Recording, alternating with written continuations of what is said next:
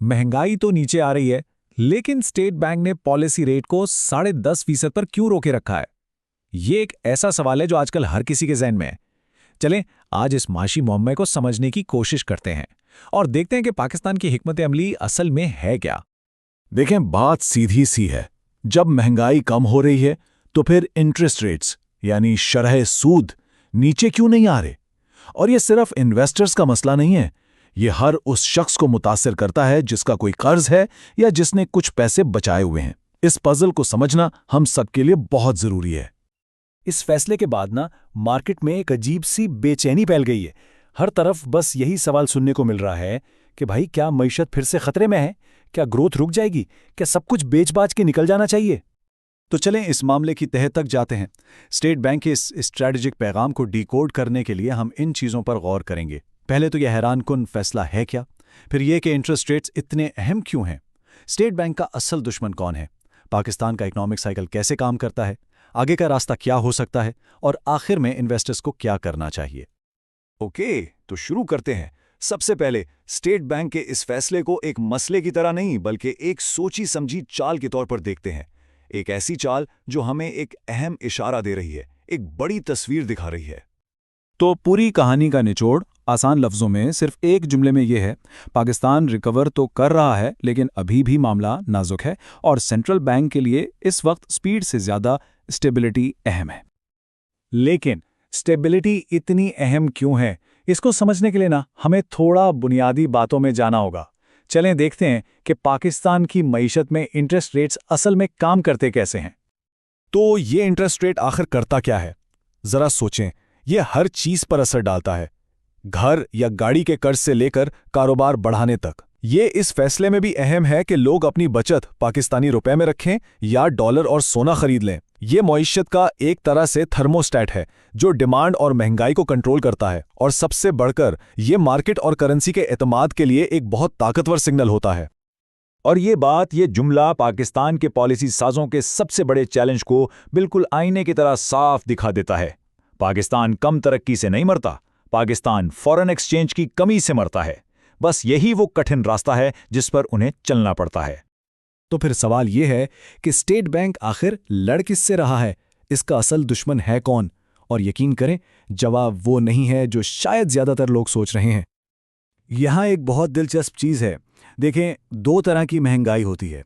एक है headline inflation, ये वो नंबर है जो हम सब सुनते हैं, इसमें खुराक और तवानाई की कीमतें शामिल होती हैं और ये वाकई नीचे आ रही है। लेकिन दूसरी है कोर इन्फ्लेशन, इसमें से खुराक और तवानाई के उतार चढ़ाव वाली कीमतें निकाल दी जाती हैं।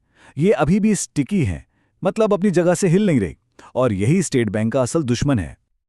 और ये मिसाल बिल्कुल परफेक्ट है जो बताती है कि स्टेट बैंक इतना मोहतात क्यों है, भले ही नंबर्स अच्छे लग रहे हों।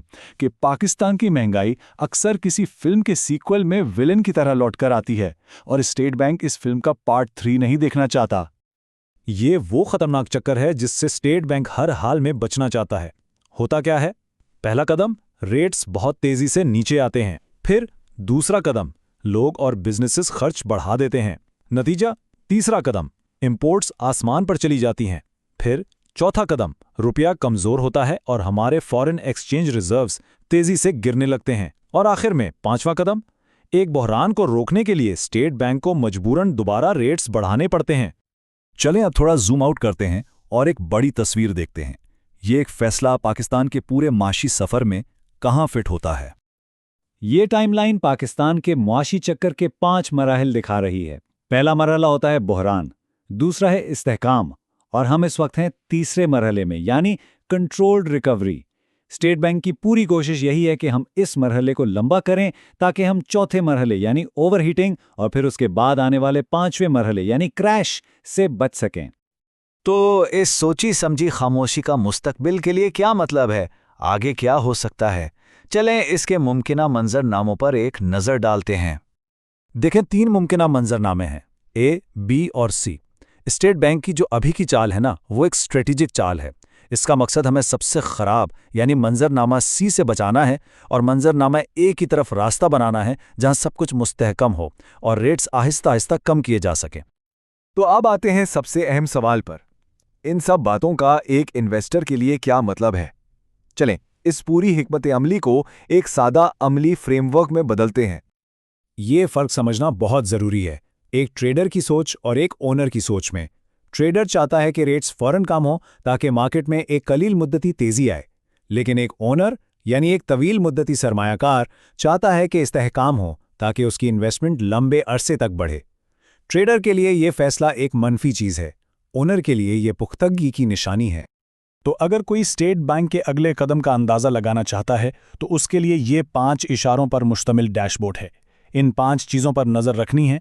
कोर इन्फ्लेशन का ट्रेंड क्या है, इंपोर्ट्स और तिजारती खसारा कहाँ जा रहा है, हमारे फॉरेन एक्सचेंज रिजर्व्स का लेवल क्या है, तरसीलाते ज़र कितनी आ रही हैं और IMF प्रोग्राम के जायजे कैसे चल रहे हैं। और आखिर में पूरी बात का खुलासा इस एक जुमले में है, स्टेट बैंक ने रेट्स इसलिए कट नहीं किए कि वो पाकिस्तान को सिर्फ अच्छा महसूस करवाना चाहता है, बल्कि इसलिए कि वो पाकिस्तान को सरमायाकारी के काबिल बनाए रखना चाहता है। क्योंकि असल कामयाबी कलील मुद्दती तेज़ी नहीं, तवील मुद्दती इस्तेहकाम है।